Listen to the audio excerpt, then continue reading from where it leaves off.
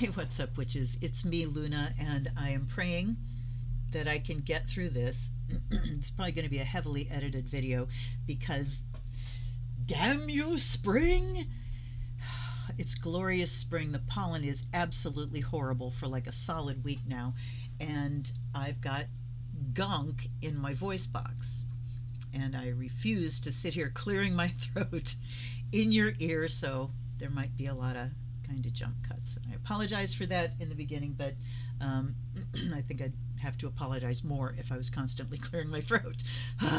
Anyway, let's go. This is an unboxing, and the deck is the Woodland Wardens 52 card Oracle deck and guidebook by Jessica Rule.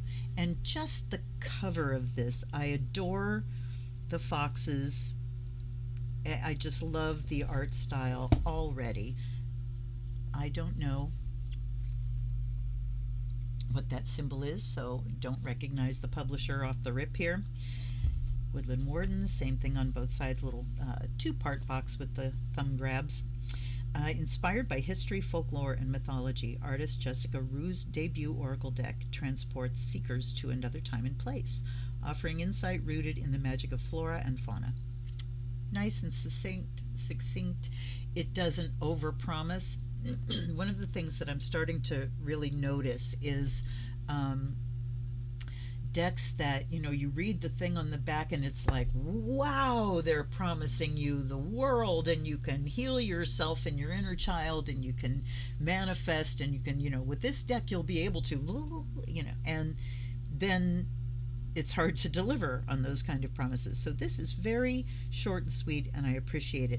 It's Andrews McMeel Publishing, which I have never heard of before. So, not that easy to get open. Inside we have little organic forms. I'm assuming that's going to be the card back.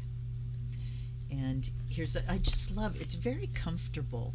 The palette is very organic and comfortable just from this one image and that one too. You get the idea that these colors could have all been produced from nature. All right. This is there a copyright date? Not there. Let's see. Here we go. So more and more I'm seeing U.S. publishers doing like European publishers do, which is putting the copyright page on the back. This is 2022. Now I remember, I looked it up. April 2022 is when this deck came out. I wish I'd heard about it sooner. We have the introduction, how to use the cards and guidebook, and suggested spreads. And then we're into the cards. Then there's acknowledgments and author bio. Let's look at the author. And there she is. Let's say hello. Hello. I love it when we get to see the author. Jessica Rue is a Nashville-based freelance illustrator and the author of Floriography, an illustrated guide to the Victorian language of flowers. That would be worth having. She loves exploring in her own backyard and being surrounded by an abundance of nature. Using subdued colors and rhythmic shapes, she renders flora, fauna, and much more in a richly detailed old world style. I like that description. A seasoned reader of tarot, she loves to include hidden symbolism inspired by the Rider-Waite-Smith deck in her illustrations. Ooh, okay. I am drinking my time tea because it can help gunk to move. All right. So we can see that, let's take a look at the introduction real quick. How to use the cards and guidebook. So wait a minute. Introduction. There we go. I've always been fascinated by animals. As a child, I spent my time outdoors picking cicada shells off trees, catching fireflies, finding salamanders, hiding under rocks, and painting what I saw. On the rare occasion when I wasn't outside, I was curled up indoors with a book. I loved escaping the mundane by discovering Aesop's fables, imagining a life on the farm of Charlotte's Web, or wishing I could meet the shy badger or silly toad from The Wind in the Willows. Okay. Pairing animals with plants came naturally to me, even if gardening didn't initially. As a child, I loathed the Sunday afternoons we spent planting. I didn't enjoy the feeling of dirt under my fingernails or the sunburn the sunburnt that crept across my face, neck, and arms. However, I adored the flowers. I filled notebooks with drawings of roses, ferns, and buttercups, and when I found myself living in a small apartment in Brooklyn, trying to make it as an illustrator at the start of my career, the thing I missed the most about my home was the flora. Okay, so became an avid gardener. Humans have always been in conversation with nature, from the Lascaux cave paintings of huge bison, okay, blah, blah, blah, blah. Over time, stories of sly foxes, wise owls, and patient turtles have informed our understanding of those animals. Likewise, we've learned from ancient tales about fairies who made their homes in the blooms of foxgloves. Pairing plants with animals in a complementary way to offer a deeper truth, invite understanding, or inspire reflection is a natural expression of my own story as well as that of the wider world. Okay. It's organic. All the way around it's organic, from her love of nature and animals and drawing things and then pairing them together to the style, to the palette. Everything is very organic here, and it comes organically out of her life experience.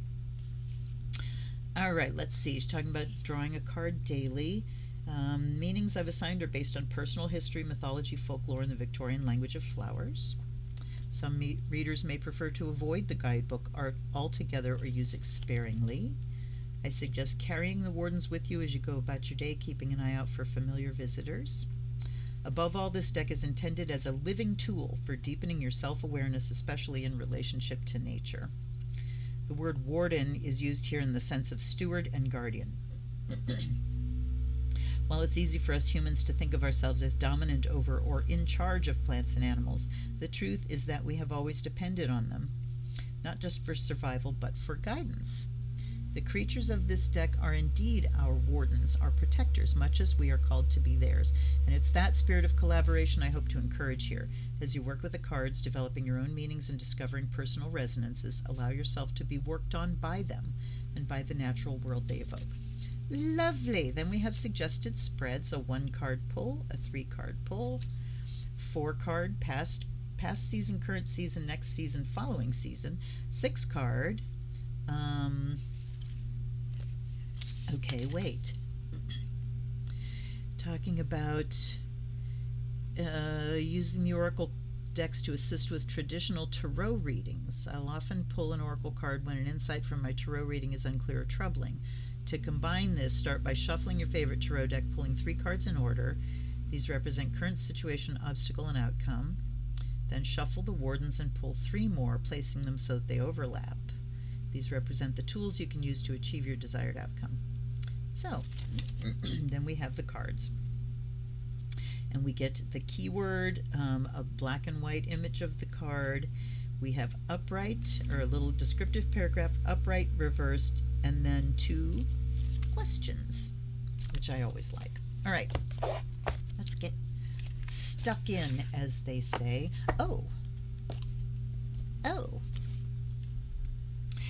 Okay, so this is the same as the little blurb on the artist in the back of the book. I appreciate them putting it there so people can really, think about the person that created the deck while they're working with it. So here we have the back of the cards, and it is the same design as was in here. It's just a different palette. Dark brown, earthy, organic. Those are the words that come to mind when I see this. They just feel like they sprung out the ground. First card, the Mouse and Buttercup. We have a number up here. So cards are numbered, which makes them easy to find. They are also listed individually in the table of contents in order, so they're easy to find. I appreciate that too. The Mouse and Buttercup. This is innocence. Look how sweet, you guys. So we have very accurate drawings of animal and plant. There's a lightness about the hand. We don't have like really thick, heavy lines. Things have that sort of, trembly line to them. Very free-flowing. We don't have like solid, dense blocks of color. Again, organic. The cat and lavender, independence. I think this was the card that made me pull the trigger. So look at how we're pairing an animal and a plant, and both are mentioned. Lovely. Cat and lavender, independence. The spider and passion flower, creative ingenuity. They're just beautiful. This could go in a book on, botany or spider identification. You can tell this is someone who has spent lots and lots of time looking, and not just looking, but really seeing and observing. The hare and oak, new opportunities. I'm very excited now to see how the plant and the animal are paired once we get to the guidebook. The bear and cedar, leadership. So sometimes we have something like this where you see the animal like in a background. Like the first one was like that too. The animal kind of interacting with the plant, and then some of them like this and the cat, that we just have sort of the animal and then the plant sort of laid out in a design. The sheep and blackberry, devotion. And I love the old world style description. Very, very accurate. If I was trying to describe this to somebody I didn't have that word, it would kind of be tough, but old world is perfect. Sheep and blackberry, devotion. Look how sweet. The frog and lotus, metamorphosis. Ooh, now see, there I know the pairing. That makes sense to me. Because the lotus in tradition, the lotus is rooted in the deep, deep black mud at the bottom of a pond or a lake. And that flower grows up through that black mud and up through the dense water, murky, toward the light, and then this glorious flower comes out. So it is such a great description of the transformative process. The chipmunk and laurel, success. So sweet. The elk and ash, strength. The weasel and pine, introspection. Look how sweet. The weasels are so cute. The duck and chrysanthemum, luck. Look how the duck's wings and feathers are. I think it's a mallard. A female mallard, they have that dark bluey purple on their wings. The goat and willow, overcoming obstacles. The lizard and pitcher plant, stagnation. The moth and eucalyptus, and ending. A lot of decks are including this death's head moth. It's a great symbol. And ending. The vulture and asphodel, upheaval. The deer and oat, healing. The crow and dogwood, intelligence. Can you see the subtleties of the detail? Very detailed, but subtle as well. The salamander and black pepper, inspiration. Look how black pepper grows. I didn't know that's what it looked like, these little clusters of peppercorns. The boar and pumpkin, confidence. The bat and hellebore, intuition. I don't know that I've ever heard of bat being used for intuition before. Usually bats are about like rebirth because they come out of these, deep dark caves at night and stuff, but the caiman and puppy, dreams. The skunk and magnolia, protection. The owl and hop, wisdom. Look at those. I love hop leaves. They're beautiful. And the flowers they put out are just like these, green clustery things. Very interesting. And, I'm realizing here that we are getting an education in the Victorian language of flowers as well. The hound and pear, loyalty. Okay, now talk about old world. This reminds me, there's a tapestry, I think, that with a maiden and like a hound and a unicorn. That's what this reminds me of. Loyalty. The marten and foxglove, mischief. Again, so very sweet. The wolf and rosehip, guardianship. And I do love the realism of it, that, we don't have like, these anthropomorphized faces, kind of faces with human expressions. They are very natural. Wolf and rosehip, guardianship. The bee and pomegranate, productivity. The fox and ivy. So we have very similar poses here. And imagine now getting these two cards facing each other. So there's some directionality here that might be very interesting if you're doing a spread. Adaptability. Opossum and peony, bashfulness. Aw. The squirrel and chestnut, preparation. The beaver and birch, home. Oh,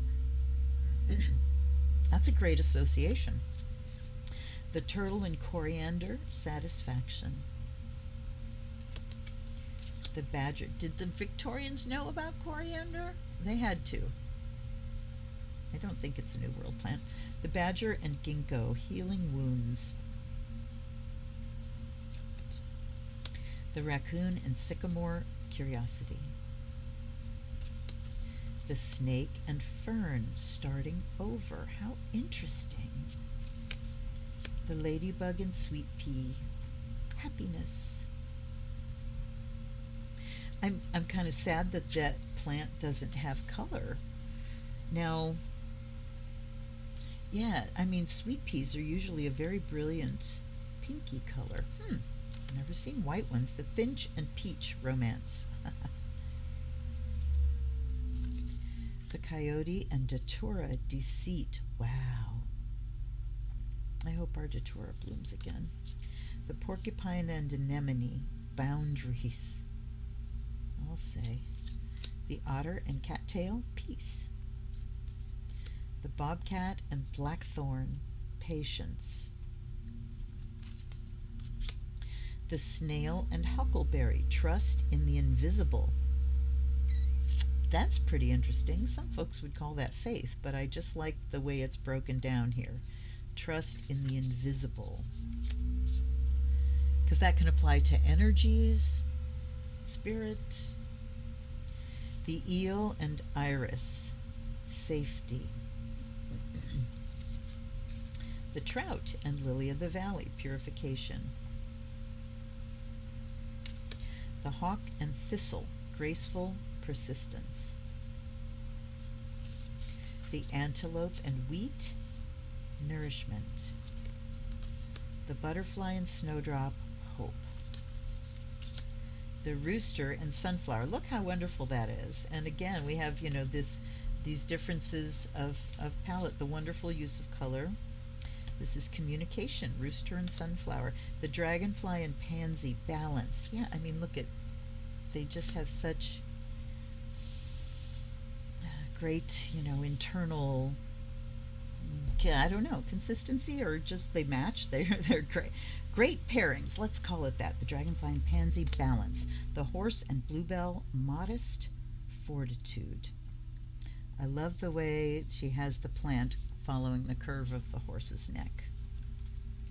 The ram and dahlia, determination. Okay, kind of had a little bit of a pause there because these are all Roman numerals. So we have XLVII, and that is 47. So you brush up on your Roman numerals because there's just L here, which is 50. The ram and dahlia, determination. The quail and gooseberry, anticipation. Did they say 52? Oh, okay. All right. Sorry. 52 cards. The last one is 51 because the first one is 0. All right. Hey, where Macron's at, he will recognize I just took like a 3-minute break because I had to cough my ass off and then I had to go pee. High five to the crones. Anyhow, let's give a blessing, shall we?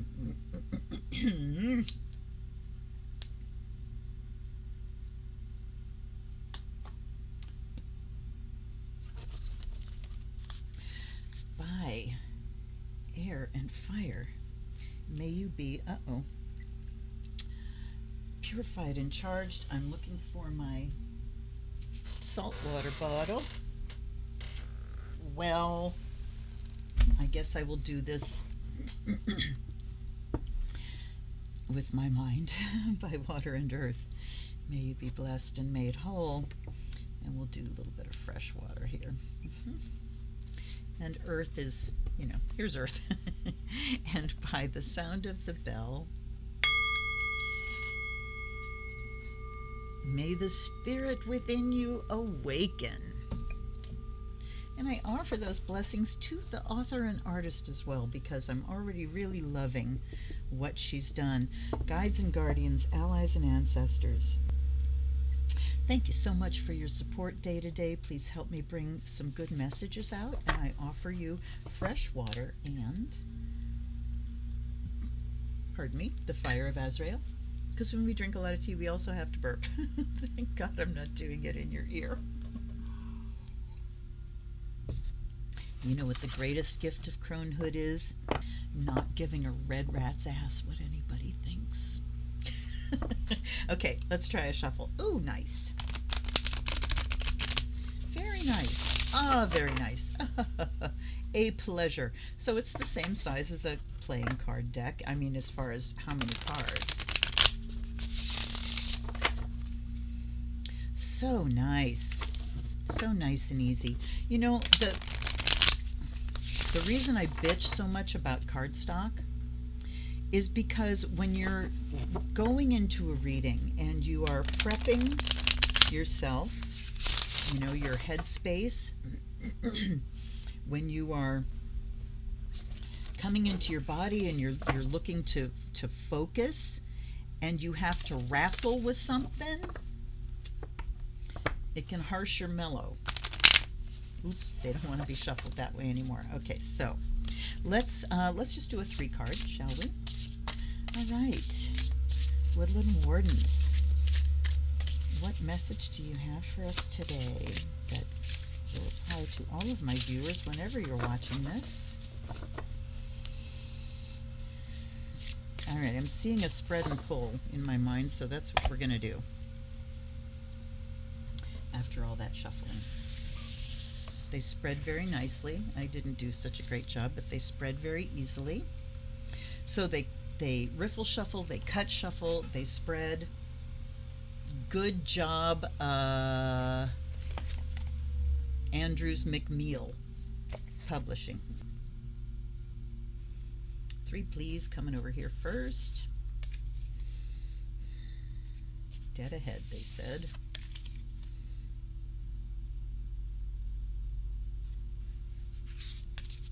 Right.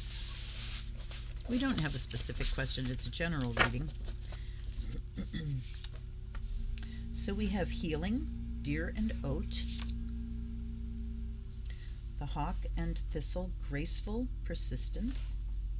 And the eel and iris, safety. Okay. So just going on an intuitive level, healing, graceful persistence, and safety. I like that. I want to think a little bit about graceful persistence, because persistence is just, never say die. I'm just going to keep at it, regardless of the obstacles and stuff. I'm going to keep doing. But graceful persistence means we're not forcing, that we're not just, I'm going to, bull my way through and hack my way through and, persist. It's persisting. It gives me the idea of being more flowing. I'm going to persist, but I'm going to flow around obstacles, Okay, let's go to the book. The Deer and Oat.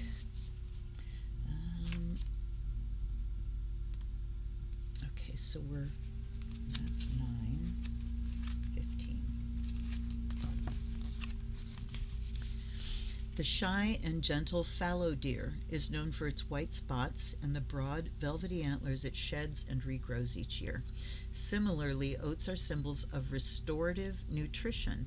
Even in poor soil, oats can flourish, providing hearty sustenance. And I know milky oats, I think it's a nervine tonic for your nervous system. At any rate, upright. So they're talking about, the symbology of it here. Upright, rest and recharge, moderation and mindfulness are key as you recover from trauma or a period of intense exertion. Very succinct, but she goes more than just rest and recharge though. And I love moderation and mindfulness are key.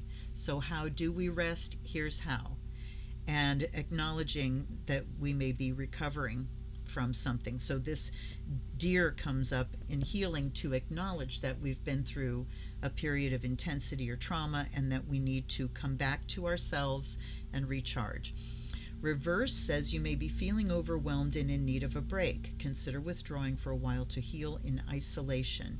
The questions are, how do I rest and recharge? And what practices nourish my soul? And so here you go, folks. We can have excellent advice and a little bit of elaboration on that advice, and prompts to tell us how to go deeper with this much text. If the writing is done well, it doesn't take much to convey what you need to convey. So how do we rest? And so I'm going to go with the questions here. I really am appreciating that a lot of authors are doing this. At the end of the descriptions and things, they're putting questions or prompts to journal on. It really does put it back into our own context and our own mind and help us to connect. I think it helps us to much more deeply connect with what the author is bringing here. So, question there, how do we rest and recharge? What practices do we do? And we have hawk and thistle, so that's 44. I'm getting a refresher on my Roman numerals. All right. Graceful persistence. The hawk is a keen and vigilant observer, so much so that watchful and hawk-eyed have become synonyms. An apex predator, the hawk glides gracefully on the wind, its sharp talons ever at the ready. The thistle can thrive in a variety of environments, from verdant hills to rocky shores. Its spiked, stinging leaves protect its radiant flower, which perches like a crown upon its stem. I just loved her descriptions. They're wonderful. Upright, you can act fiercely while maintaining your grace and dignity. Sharpen your talons, but don't lose your crown. That's wonderful. I mean, it's like, okay, graceful persistence, what does it mean? And then she really gets to the heart of it. You can act fiercely while maintaining grace and dignity. Sharpen your talons, but don't lose your crown. Wow. Reverse, external pressures have weakened your resolve. Remember your worth and guard it closely. Am I too easily influenced by my environment?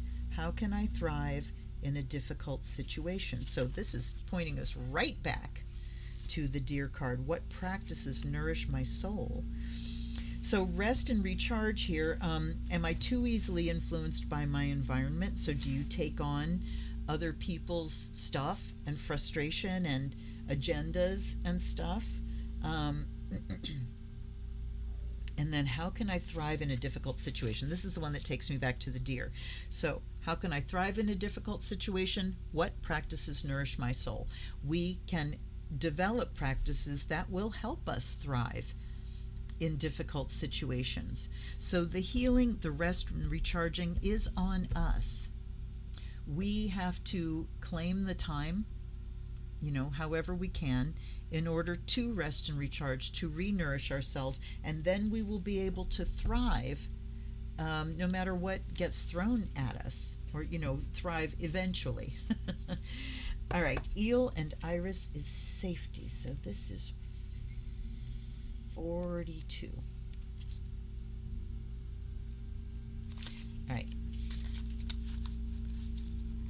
love irises. I almost named my daughter Iris. Eels are furtive creatures, often burying themselves in the murky depths. The idiom "slippery as an eel" refers to the eel's ability to escape harm. I love the way she is tying the animals to, the symbology of language, how we talk about things, how we have incorporated the attributes of these certain animals into our daily language. Slippery as an eel refers to the eel's ability to escape harm. The iris is the tall, hardy flower from which the fleur-de-lis, a medieval symbol of power and victory, is derived. Together, the stealthy eel and the mighty iris indicate safety in our homes, relationships, and work. Now is a good time to establish healthy boundaries. If others take offense, do not fret over their reactions. Stand firm in your power like the iris. And the reverse is a transgression has occurred and you may feel betrayed or violated. So she goes there. It's not all positive.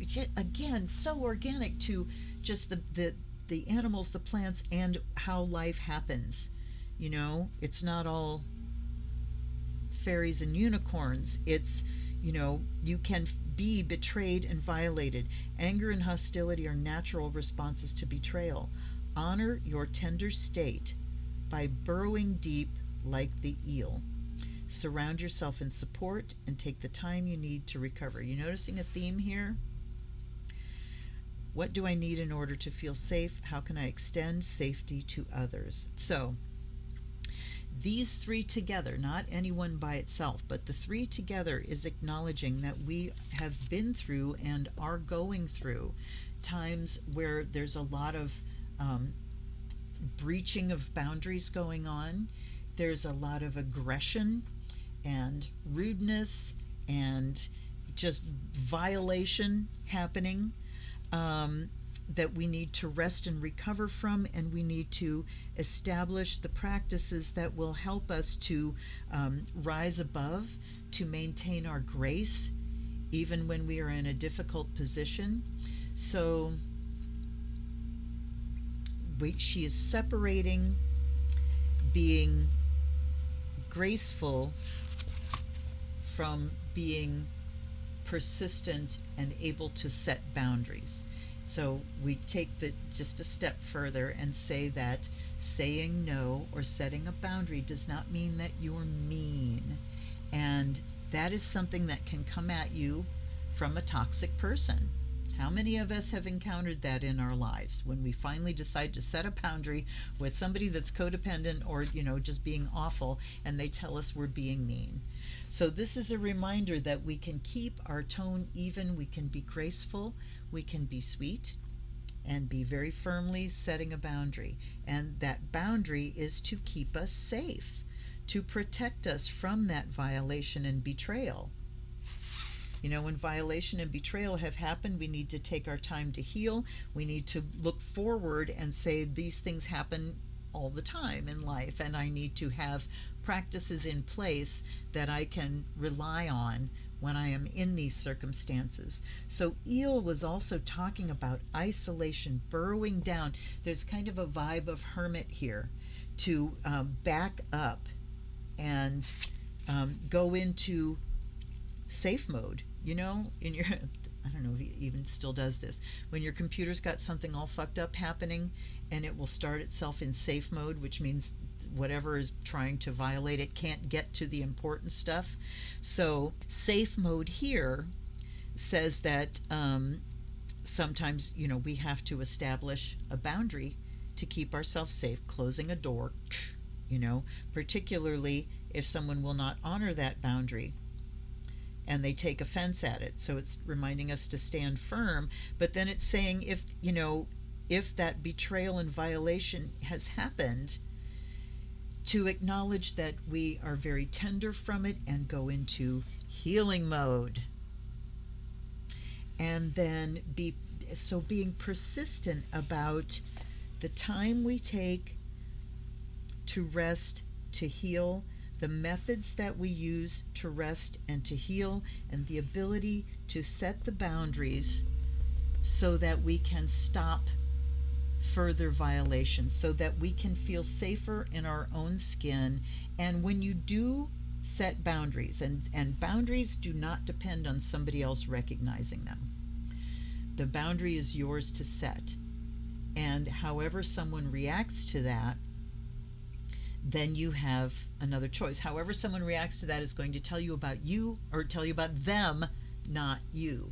And if they will not recognize a boundary, then, we have to make decisions ourselves. Do we cut that person out of our lives? Is the most extreme. Do I just not answer the phone when I see their caller ID? What do I need to do? What practices do I need to do to keep myself safe when I am faced with someone who is obviously not going to recognize my boundaries? And we can persist with that boundary. No, I'm sorry, and just keep restating. Remember that you don't owe someone an explanation for why you are setting a boundary or saying no. You do not owe anyone an explanation. I'm sorry, I can't do that. And here's where it can take some training, because if you decide to do that and there's silence on the other end, we want to fill that silence with, because, an explanation and trying to justify ourselves, but you don't have to. And it can be a great spiritual practice to just be comfortable with letting something land and sit there. Very interesting. I really like this deck. I really, really, really do. I'm very happy to have it. This, I think, is going to be one of the animal decks that I actually reach for a lot. I like the keywords. I want to take one more off the top, and that's the Badger and Ginkgo Healing Wounds. So look at this. These 3 cards, what are they talking about? They're talking about our wounded self and how we heal. And 32.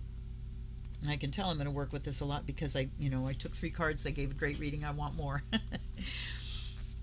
Ginkgo is a sacred and ancient tree. Fossil records show the tree first arose in the Jurassic period millions of years ago. Native to Asia, the ginkgo is a symbol of peace and hope in China and can be seen in temples and gardens in Japan.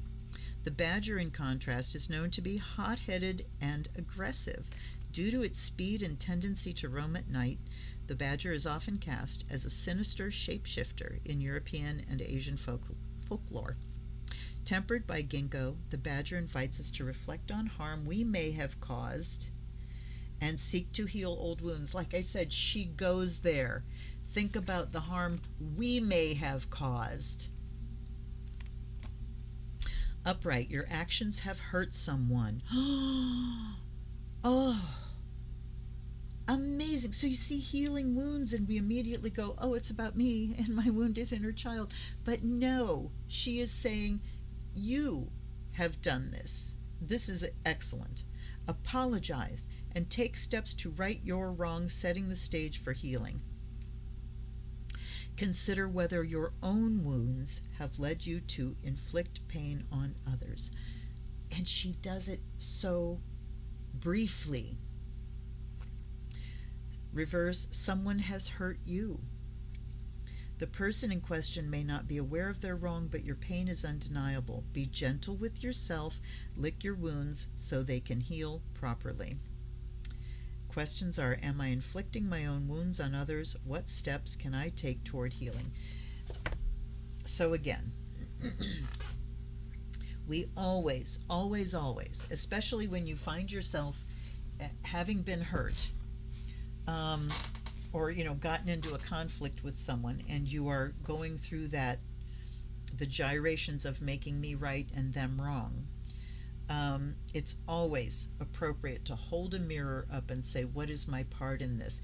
Is this somehow rooted in my own trauma? How am I contributing to this situation? What's my area of control in this situation, me, in other words, and how can I change that in order to help things be better on both sides? Help us come to healing. Shut up, Jessica. This is an excellent, excellent deck. I want to find I want to find her on Facebook and tell her because it really is a good one, and I'm so glad I grabbed it. I've been finding out about a lot of decks lately just by watching other readers' channels and reviews of decks that are about to come out, stuff like that. If you would like to see me unbox a deck that either you're familiar with or you have and you'd like my take on it, or a deck that you're not sure whether you want to get it or not and you want to see a deep dive on it, please look at the Amazon wish list below and pick a deck off of that and send it to me. And if you have a specific question, you can put it in your little note. If not, I'll do a general reading for you, and bless your name forevermore. Anybody that sends me a gift, I put their name or their little note in, I tape it into the cover of the book, so every time I use that deck, I send you blessings because you're adding to my collection, and it creates a connection between us, and I really love that. Anyhow, let me know what you think of this deck. Do you have it? Do you want it? I can't imagine anyone seeing this deck and going, hey, no way. Ugh, no, I can't imagine myself having that deck. It seems like a deck that would be absolutely friendly to everyone, so I'd like to test that theory. What do you think? Especially if you think the deck sucks, let me know. I want to know why. All right, you guys, I will see you next time on another unboxing or a live stream. Until I do, this is Luna. Blessed be.